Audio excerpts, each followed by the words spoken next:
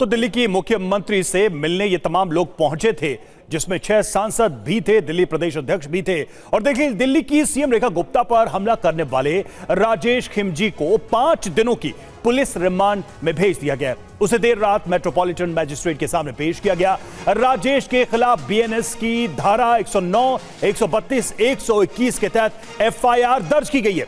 Police के मुताबिक राजेश 2 दिन पहले ही दिल्ली आया था और मुख्यमंत्री आवास के पास रेकी करते हुए उसके 2 सीसीटीवी फुटेज भी बरामद किए गए।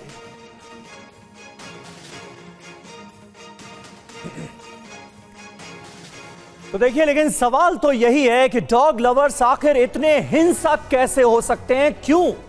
खबर क्या है? बुधवार सुबह सीएम रेखा गुप्ता पर हमला हुआ। हर कोई चौंक गया। जन सुनवाई के दौरान अचानक मुख्यमंत्री पर हमला कर दिया गया। शिकायतकर्ता बनकर आया था यह शख्स राजेश, जो कि अब पुलिस की गिरफ्त में है। सीएम के हाथ और सिर पर भी चोटें आई। हमलावर राजेश को हमले के बाद दबोच लिया गया। राजेश पर गुजरात में 5 मामले ऑलरेडी दर्ज हैं, यानी इसका क्रिमिनल रिकॉर्ड भी रहा है।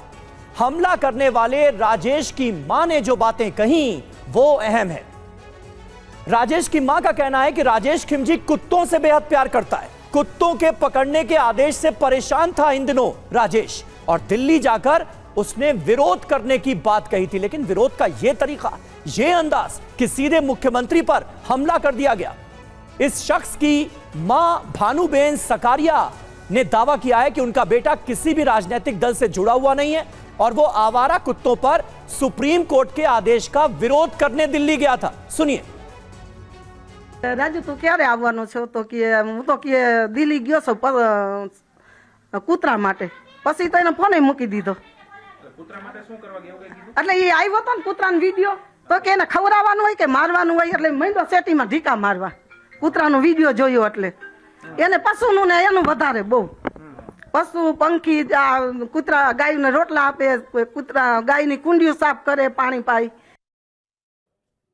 अब ऐसे में कई सारे सवाल उठते हैं और एक एक करके वो सवाल हम आपके सामने रखने जा रहे हैं। सवाल नंबर 1, पहला सवाल, सीएम रेखा गुप्ता पर हमले के बाद डॉग लवर्स का मौन व्रत कब टूटेगा? सवाल नंबर 2, आए दिन कुत्ते जो हत्याएं कर रहे हैं वो उसकी जिम्मेदारी आखिर कौन लेगा?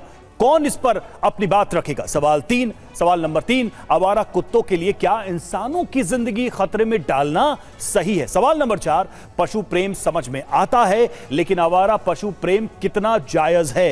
सवाल नंबर 5, क्या पशु अधिकारों के लिए मानव अधिकारों की बलि उचित है? ये सारे सवाल जो हाल की घटनाएं हैं उसको लेकर उठते हैं। लेकिन इन सवालों पर चर्चा करने से पहले कुछ तस्वीरें भी हम आपको दिखाने जा रहे हैं कि आखिर हालात किस तरह के हैं। आखिर आवारा कुत्तों पर इतना विरोध क्यों हो रहा है? क्यों लोग सुप्रीम कोर्ट के फैसले का स्वागत कर रहे हैं जबकि कुछ लोग इसका विरोध कर रहे हैं? कुछ तस्वीरों के जरिए यह बताने की हम कोशिश करते हैं कि लोग आखिर कुत्तों के आतंक से कैसे खौफ में हैं। यह पहली तस्वीर है उदयपुर की, जहां एक मासूम बच्चा सड़क पर खेल रहा था। तभी 3 आवारा डॉग्स ने उस पर हमला कर दिया और उससे नोचने लगे। तभी बच्चे की मां मौके पर पहुंची और बच्चे की जान बचाई। तो एक के बाद एक लगातार ऐसी तस्वीरें सामने आई हैं जिसने हम सबको झकझोर कर रख दिया। यह दूसरी तस्वीर अलवर से आपके सामने है, जहां एक महिला एक गली में फोन पर बात करते हुए जा रही थी। तभी कुत्तों के एक झुंड ने उन्हें घेर लिया और काटने लगे। लेकिन तभी वहां 3 लोग पहुंचे और कुत्तों को मारकर भगाया।